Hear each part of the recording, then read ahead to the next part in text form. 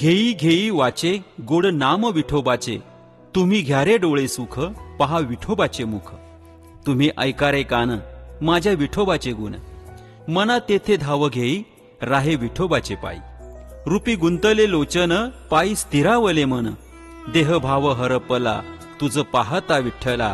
तुका म्हणे जीवा, नको सांडो या केशवा, तुका म्हणे जीवा, नको सांडो या केशवा. विठ्ठल भक्तीची आणि त्याच्या दर्शनाच्या तळमळीने जीव कासावीस झाला आहे. ही ओढ व्यक्त करताना तुकाराम महाराजांनी चकोराला चंद्राची, सासरी गेलेल्या लेकीला माहेरची आणि भुकेल्या बाळाला जशी आपल्या आईची प्रतीक्षा लागलेली असते, तशी तळमळ लागल्याची भावना अभंगातून अतिशय सुंदर शब्दात व्यक्त केली आहे. रूप तुझे साजरे गोजरे, विठ्ठल भक्तीत जसे तुकोबा लीन होऊन जातात, तसेच विठ्ठलासारखी काही देहरूपी माणसे जेव्हा आपल्यासोबत, आपल्या अवतीभोवती आणि कधीकधी आपल्या आयुष्यातच येतात, तेव्हा मात्र अशा व्यक्तींच्या सानिध्यातील जीवनाचे सोने झाल्याशिवाय राहत नाही. आणि मग अशा व्यक्तींचा थोडा का होईना सहवास लाभावा, त्यांच्या जीवनानुभवाचा परिस्पर्श आपल्याला व्हावा असे मनोमन वाटत असते. अशीच विठ्ठलरूपी व्यक्ती म्हणजेच विठुरायाला जसे वेगवेगळी नावं आहे, अगदी तशीच वेगवेगळ्या पैलूंच्या अनुभवाने घडलेले सर्वांचे लाडके वामनदादा, वामन काका, वाणी साहेब, वाणी काका, WG वाणी, वाणी आजोबा, दादासाहेब, माणूसप्रेमी अशा अनेक नावांची बिरुदावली प्राप्त असलेले आदर्श व्यक्तिमत्व म्हणजेच स्वर्गीय श्री वामनराव गोविंद वाणी, अर्थात आमच्या सर्वांचे लाडके दादा.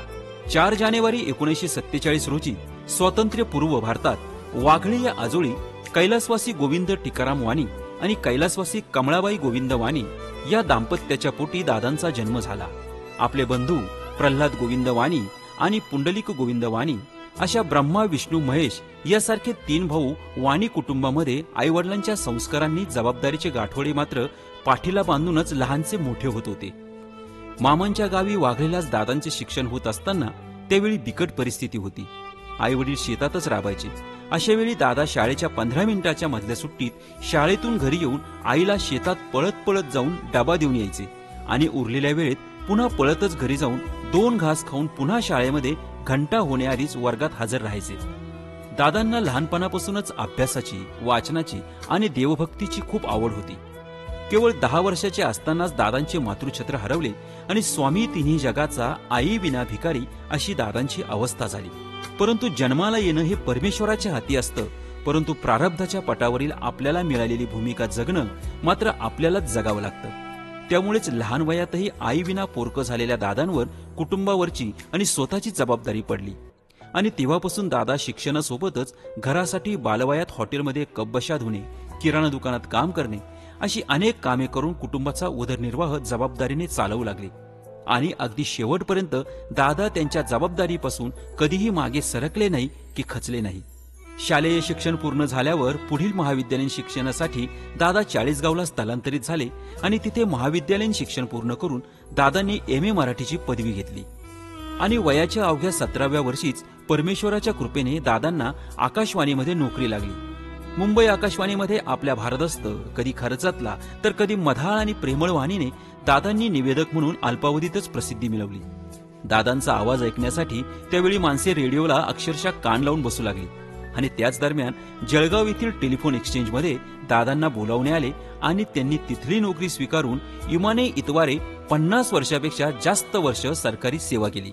नोकरीला रुजू होताच 1972 साली कैलासवासी विठ्ठल चिंतामण येवले आणि कैलासवासी जानकी विठ्ठल येवले यांची कनिष्ठ कन्या शकुंतला उर्फ आत्ताची आमची आई विजया हिच्यासोबत दादांचा विवाह झाला आणि आईच्या रूपाने दादांच्या जीवनाला खरा अर्थ मिळाला. कालपर्यंत एकला चलो रे हे ब्रीद घेऊन जात असताना हातात आलेल्या आईचा हात दादांना नवे बळ देऊन गेला. मग मात्र दादा आपल्या नोकरीसोबतच आपल्या अंगी असलेल्या कलागुणांना जोपासू लागले. कथा, कादंबरी, काव्यवाचन, नाटक, सांस्कृतिक कार्यक्रम यामध्ये दादा हिरिरीने सहभागी होऊ लागले आणि तिथेही आपल्या अस्तित्वाची आणि वेगळेपणाची छाप टाकून अल्पावधीतच प्रसिद्ध झाले. त्या काळचे नाट्यकलावंत भक्तिताई बर्वे, कोल्हटकर, काशीनाथ घाणेकर, नाटककार वसंत कानेटकर, तात्यासाहेब शिरवाडकर अशा अनेक कलावंतांचा आणि लेखकांचा सहवास दादांना लाभला होता. तर चाळीसगावमध्ये असताना प्रसिद्ध अभिनेत्री स्मिता पाटील हिच्या बालपणी दादांची तिची चांगली मैत्री होती. फुलांच्या बागेत गेले की त्या फुलांचा सुगंध आपल्यालाही लगडतो, फक्त आपल्यात त्या प्रेमाचा भाव असावा लागतो. दादाही अगदी तसेच होते. लेखक, कवी, नाटककार यांच्या सानिध्यात राहून दादा लिहायला लागले होते. अनेक वेगवेगळ्या विषयांवर दादांनी लिखाणही केलेलं आहे. नोकरी, संसार आणि आवड या सर्व गोष्टी सांभाळत असतानाच आपल्यासारख्याच शून्यातून उभ्या राहणाऱ्या समाजातल्या लोकांसाठी वेळोवेळी मार्गदर्शनही करीत होते. त्यामुळे दादांचे या स्वभावामुळे अनेक मित्र, आप्तेष्ट व त्यांच्याशी ऋणानुबंधाचे नाते असल्यासारखे प्रेमभाव घेऊन जोडल्या जात होते. म्हणूनच दादांचे बालपणीचे मित्र अजूनही त्यांची आठवण भरभरून काढतात. आईच्या सोबत संसाराचा रथ चालवत असताना त्यांच्या घरात आम्ही 3 मुली आणि एक भाऊ म्हणजे वैशाली, विभावरी, विशाखा आणि संदीप अशी मुले जन्माला आलो. आई दादांच्या घराचे गोकुळ झाले. आई दादांच्या पोटी जन्माला येऊन त्यांच्या पालनपोषणात लहानचे मोठे होत असताना दादांच्या आयुष्यात घडणाऱ्या अनेक बऱ्या वाईट घटनांवरून आम्ही शिकत होतो, घडत होतो. दादांनी कधी कठोरपणे, कधी तडजोड करून, तर कधी अगदी हसत खेळत घेतलेले निर्णय आम्हाला मजल दरमजल घडवत होते, शिकवत होते. आम्हा सर्व बहीण भावांना आई दादांनी उच्च विद्याविभूषित करून आमच्या पायावर उभे करून आमचे संसारही योग्य जोडीदारांसोबत स्थापून दिले. वैशालीचा विवाह धुळ्यातील श्री नितीन पंढरीनाथ केले यांच्यासोबत, तर विभावरीचा विवाह नाशिकचे श्री उमेश गणपत नावरकर यांच्यासोबत, तर विशाखाचा विवाह नाशिकचे श्री प्रभू वसंत येवले यांच्यासोबत आणि संदीपचा विवाह राजेश्वरी हिच्यासोबत लावून आपल्या 3ही मुली आणि मुलाला दादांनी योग्य जोडीदार दिले. दादांच्या आम्ही 3ही मुली ज्येष्ठ कन्या सौ वैशाली नितीन केले एक उत्तम कवयित्री आहे. द्वितीय कन्या सौ विभावरी उमेश नावरकर उत्तम उद्योजिका आहे. तर तृतीय कन्या सौ विशाखा प्रभू येवले एक उत्तम शिक्षिका आणि सूत्रसंचालिका. संदीप पुणे येथे IT क्षेत्रात कार्यरत आहे. दादांचा हा 4 व्हिला अतिशय आनंदाने आपापल्या संसारात रममान असून याचा दादांना नेहमी अभिमान असायचा. त्यामुळेच दादा आपल्या नोकरीच्या सेवेत, अध्यात्माच्या सेवेत आणि वाचनाच्या समुद्रात तल्लीन व्हायचे. दादा आपल्या 4ही मुलांना 4 धाम म्हणायचे, तर आपल्या 7ही नातवांना 7 रत्न म्हणायचे आणि आपल्या सर्व जावयांचा दादांना प्रचंड अभिमान असायचा. माझा परिवार आणि माझी ही पुढची पिढी यातच माझे सारे विश्व आणि माझा पांडुरंग सामावला आहे असे मोठ्या मनाने आणि अभिमानाने दादा सांगायचे. कारण त्यांच्या संस्काराच्या शिदोरी आमच्याकडून त्यांच्या नातवांनाही गेली आहे. म्हणूनच आज सर्व नातवंड आपापल्या क्षेत्रात नावारूपाला आलेले आहे आणि येतही आहे. बाबांची नात सौ सायली चैतन्य वाणी ही पुण्याला डेंटिस्ट आहे, तर नातजावई श्री चैतन्य प्रदीप वाणी हे इंजिनियर आहे. दादांचा नातू शुभम नितीन केले हा इंजिनियर असून नातसून सौ कोमल शुभम केले ही डेंटिस्ट आहे. नातू अजिंक्य उमेश नावरकर, नात प्रांजल उमेश नावरकर आणि नातू आर्यन प्रभू येवले हे तिघेही US मध्ये पुढील वाटचालीच्या प्रगतीपथावर आहे. तर नातू अंशुक संदीप ब्राह्मणकर हा पुण्यात शिक्षण घेत असून नातू निरंजन प्रभू येवले हा मुंबईमध्ये इंजिनिअरिंगचे शिक्षण घेत आहे. ही संस्काराची शिदोरी आमच्या आजोबांकडून आम्हाला मिळाली हे सर्व नातवंडे भरभरून सांगतात. कारण नातवंडे शाळेत असताना भाषणासाठी स्पर्धा असली की भाषण लिहून देण्याची जबाबदारी दादा आजोबांकडे म्हणजेच आमच्या दादांकडे येत असे. त्यामुळे उत्तम लेखन शैलीमुळे मग हमखास भाषणात नातवाचा पहिला नंबर पक्का होत असे आणि मग प्रत्येक अवॉर्ड, अचिव्हमेंट दादांना डेडिकेट करणे हा सोहळा रंगत असे. त्यावेळी मात्र या सोहळ्याने दादांच्या डोळ्यात आनंदाश्रूंची गर्दी व्हायची, तर काही क्षणांनी आशीर्वादांची उधळण करायची. हा भरगच्च कार्यक्रम ठरलेला असायचा. दादांची नातवंडे आपल्या लाडक्या आजोबांचा वाढदिवस दरवर्षी मोठ्या उत्साहाने साजरा करायचे. दादांचा स्वभाव कधीच बदलला नाही. आयुष्याने लहानपणापासून दिलेले खडतर रस्ते, त्या रस्त्यावरून चालताना सर्वांना सोबत घेऊनच पुढे राहायचे हा एकोपा आणि स्थायी स्वभाव लहानपणी तोच होता. महाविद्यालयीन वयातही तोच होता आणि नोकरीत व सेवानिवृत्त झाल्यावरही तोच होता. सदैव हसमुख आणि सर्वांना सोबत घेऊन जाणारा अशा स्वभावामुळे त्यांच्या आयुष्यात अनेक मित्र आले. ते आजही काही ना काही कारणाने त्यांच्या सहवासात यायचे. श्री सोमनाथ कलंत्री, हेमचंद भंडारी, शरद साळुंखे, VG वाणी, रहमान शेख, विजय राख, कृष्णकुमार ठोंबरे, बोंद्रे काका, हरीश निमजे, सुरेश दलाल, सुरेश सोनवणे अशी इतर अनेक जीवाला जीव देणारे मित्र दादांनी जपले आणि तेवढे नाते तळहाताच्या फोडाप्रमाणे जोपासले देखील. दादांना अध्यात्माची लहानपणापासूनच गोडी असल्याने 35 वर्षे जळगावच्या चिमुकले राम मंदिरातील रामाची सेवा केली आणि नाशिकला स्थलांतरित झाल्यावरही पंचवटीत काळ्या रामाच्या सानिध्यात घर घेण्याची इच्छा ती सुद्धा पूर्ण केली. समाजाप्रती अनेक समाजकार्यात हिरिरीने सहभागी होऊन समाजकार्याला हातभार लावला, तर वाणी समाजाचे जळगाव येथे उपाध्यक्ष पद भूषवून अनेक समाज हितासाठी यशस्वीरित्या कार्य पार पाडले. हे सर्व करीत असताना आपल्या सहचारिणीला दादांनी SNDT कॉलेजला ऍडमिशन घेऊन तिचे शिक्षण पूर्ण केले. त्यानंतर DED करून आईला शिक्षिका म्हणून शाळेत रुजू होताना दादांचा आनंद गगनात मावत नव्हता आणि आईनेही संसार सांभाळून विद्यादानाची सेवा मुख्याध्यापिका झाल्यानंतरही अविरत दिली. जीवनाच्या मार्गावर अनेक मैलाचे दगड आपल्याला काही ना काही शिकवित असतात, बोध देत असतात. फक्त त्यासाठी आपली आणि परमेश्वराची ब्रह्मानंद टाळी लागायला हवी. दादांनी गुरुदेव स्वामी गोविंदगिरीजी महाराज यांच्याकडून गुरुमंत्र घेऊन आयुष्याचे सोने केले. सोबतच अंमळनेर येथील सखाराम महाराज यांचा आशीर्वादही दादांच्या पाठीशी कायम असायचा. दादांनी अनेक व्रतवैकल्ये केली, यथाशक्ती त्यांचे उद्यापनही केले आणि गरज पडेल तिथे धावून जाऊन अडल्या नडल्याची मदत करण्याचा वसाही घेतला आणि तशी मदतही वेळोवेळी केली. वयाच्या 60 नंतर सलग 6 महिने 2 वेळेस ऋषिकेश येथे राहून दादांनी जीवनाला भक्ती मार्गावर नेऊन वानप्रस्थाश्रमासाठी तयार केले होते. दादांना वाचनाचे आणि लेखनाची प्रचंड आवड असल्याने दादांनी आपल्याच आयुष्यात घडलेल्या अनेक घटनांना शब्दबद्ध करण्याचे ठरवले. आपल्या आयुष्यात भेटलेल्या लोकांनाच वेगवेगळ्या पात्रांची काल्पनिक नावे देऊन ओंजळीतील संवेदना हा जीवनपटच वैचारिक लघुकथांच्या माध्यमातून त्यांनी लिहिला. ओंजळीतील संवेदना या पुस्तकात प्रकाशनाच्या वेळी मात्र दादा साईकेअर हॉस्पिटलमध्ये ऍडमिट होते. डॉक्टर धर्माधिकारी त्यांच्या लाख मनाईनंतर देखील दादांनी प्रकाशनासाठी सोडण्याची विनंती केली आणि प्रकाशन झाले की पुन्हा ऍडमिट होतो अशी विनंती वजा ग्वाही दिली. अँब्युलन्समध्ये जाऊन कुसुमाग्रज स्मारकाच्या विशाखा हॉलमध्ये डॉक्टर धर्माधिकारी, गोखले इंजिनिअरिंग कॉलेजचे प्राध्यापक प्राचार्य राम कुलकर्णी, डॉक्टर गिरीश पिंपळे आणि इतर मान्यवरांच्या हस्ते दादांनी पुस्तकाचे प्रकाशन केले. आनंदाचे डोही आनंद तरंग अशा या सोहळ्याचे दादांचे स्वप्न आम्ही मुलींनी पूर्णत्वास नेले याचे समाधान आहे.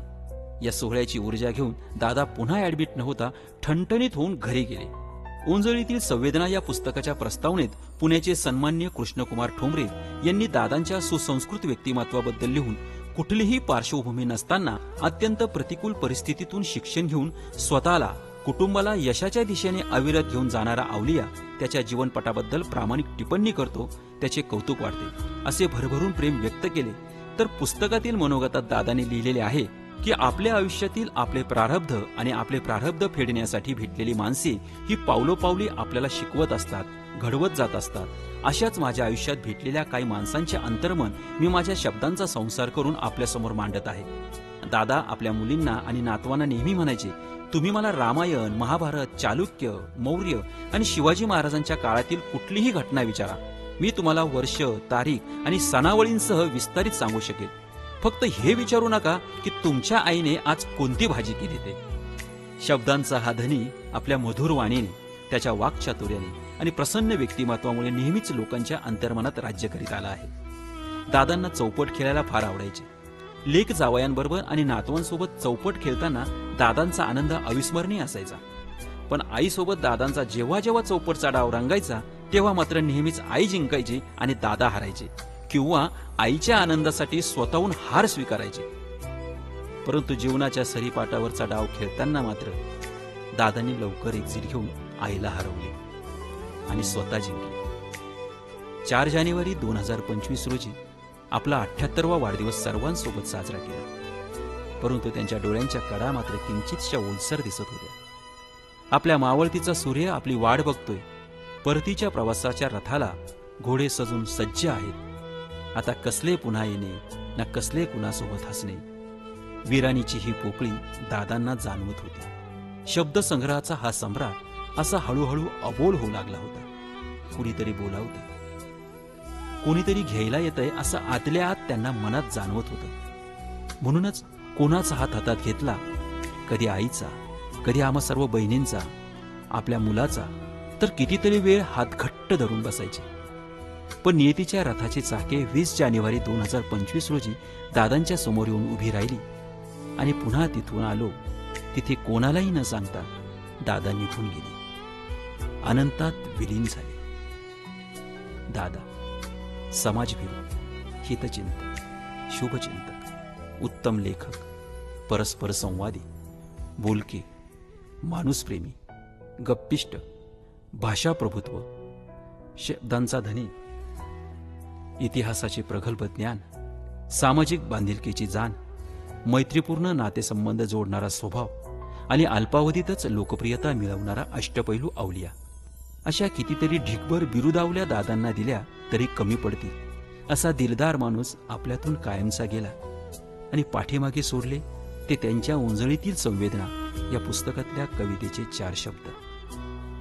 आनंदाचे येते भरते घोट सुखाचा गिळताना, दुरावलेल्या आप्तसुखियांच्या गळा भेटी मिळताना, घोट सुखाचा गळ्यात अटके विरहाची वाटे भीती, सुख जवा पडे दुःख पर्वता एवढे व्यर्थ ठरते आपुली प्रीती. घोट सुखाचे असती थोडे दुःखाच्या मात्र लाटा, घोट सुखाचे असती थोडे दुःखाच्या मात्र लाटा, आशेवरती जगते जग हे देता नैराश्याला फाटा.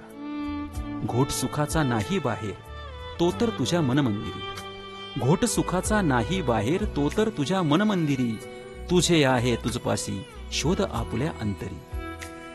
घोट सुखाचा तुझ्याच जवळी घेशी तयाचा शोध, घोट सुखाचा तुझ्याच जवळी घेशी तयाचा शोध, मानवी मनाचे उकल कोडे वेड्या हाच खरा आत्मबोध, वेड्या हाच खरा आत्मबोध. दादा, तुम्ही जरी आज आमच्यात नसले तरी तुमचे शब्द, तुमचे विचार, तुमचे संस्कार आणि तुमचे आशीर्वाद सदैव आमच्या पाठीशी आणि आमच्या सोबत आहे. दादा, तुम्ही जिथेही असाल त्या अनंतात तुम्हाला मोक्ष प्राप्त हो हीच आम्हा सर्वांकडून भावपूर्ण श्रद्धांजली.